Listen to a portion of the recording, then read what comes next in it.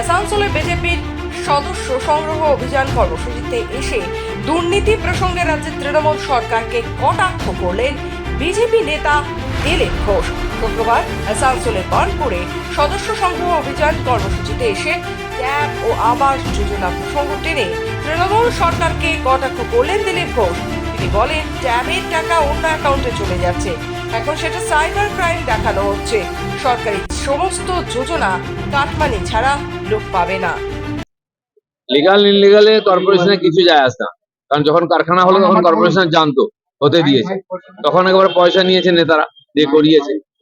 এখন আবার পয়সা নিয়ে ওটাকে লিগাল, এখন কর্পোরেশনের পয়সা চাই। যেখানে যা টাকা পয়সা আছে লুট শুরু হয়ে গেছে, টিএমসি নেতারা আর সরকার লুট করছে, কারণ সরকার চলছে না।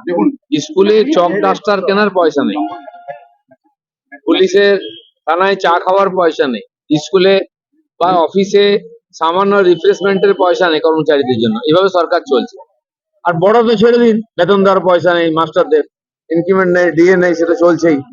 2 বছর 3 বছর 4 বছর কন্ট্রাক্টরদের পয়সা বাকি আছে, কাজ হয়ে যাবে, রাস্তাঘাট সব বানিয়েছে, বাকি সব পেটের লোকেদের, পার্টির লোকেদের পেট ভরতে চলে যাচ্ছে। সেখানে এগুলো হচ্ছে বাহানা, চমকে চমকে মনমর্জি টাকা নেবে। যে 10 লাখ টাকা ডিমান্ড করে, 5 লাখ টাকা পার্টির লোকেরা খাবে, 5 লাখ টাকা কর্পোরেশন পাবে, দুজনের পেট ভরবে। সেই পয়সা তোলার জন্য এই ধরনের চমকে ওদেরকে বাধ্য করা হচ্ছে পয়সা।